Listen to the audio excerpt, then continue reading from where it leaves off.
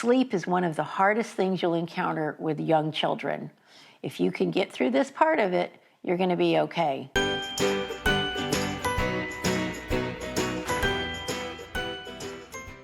Hello everyone, welcome back to the Parent Corner channel. I'm Teresa Brown, the owner of the Attachment and Trauma Center of Houston. And today we're going to talk about a topic that everybody deals with that has children: sleep. We're going to focus in on toddler age little ones because those are the ones that I hear the most from parents, that they're exhausted all the time and their children just won't go to bed. So we're going to provide some tips today, hopefully to help you to get a better routine going that will help you and your child get a better night's sleep. I know we all need that. Our first big important thing is to remember to be consistent. Children need a routine when they're very young. Think about all the things they experience in a day that are brand new for them, that are exciting, stimulating, and cause their brain to really be thinking and engaging and trying to figure things out. So at bedtime, that's the first time they're probably going to be away from the people they love, and it's not as exciting and as much fun as all the things they learn during the day. So having a consistent routine will make it easier for them to slow down their brain and get their body to get into the mode to be able to go to sleep. There are three very important things that I want you to include in your nighttime routine. There should be a bath. A warm bath will help calm a child's body. Sometimes they're not big fans of it. Sometimes they want to stay in it forever. But it's still really important to start calming their body and have that mark. Now we're moving toward bedtime. The book is very important, and of course the biggest B is going to be bed. You want to have a comfy bed for them, one where they won't be too cool, too warm. You want to make sure that they feel comfortable in their room, they feel like they have some control in their room, and they feel like that the room is a safe place for them. One of the things that I found is an important thing is you want to sometimes have a picture schedule of what you're going to do for your bedtime routine. This is a little trick that allows them to feel some control. We know toddlers love to yell no, even when they don't want to say no. So if you can have something that gives them some power and some control and some choices, it's going to be very helpful. That sort of puts them in charge, which they really like. You can let them choose from 2 sets of pajamas. You can let them choose from 2 of their favorite books. You can even let them choose from a certain number of their loveys to put in their bed with them. The choice gives them the opportunity to feel like they're making some of the decisions here, because really and truly, they would rather be with you. But we all know they need their sleep. Through research, we found that the very best time to put toddlers down for bed is between 7:30 and 8. If you move to a later bedtime, they usually have a harder time falling asleep. They don't sleep as well. They wake up more during the night, and then they might be grumpy the next day. And that puts everybody in a bad mood.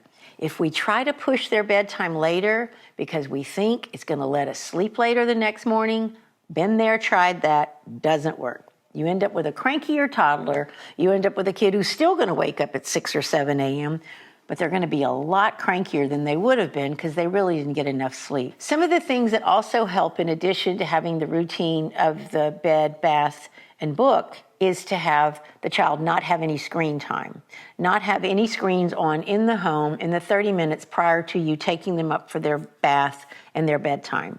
Those types of things, the lights that come from those, are not good for children. It's probably a good idea to calm the whole house down if you can. Kind of lower the lights and have a very calm atmosphere in the home as you're leading toward them going up for bed.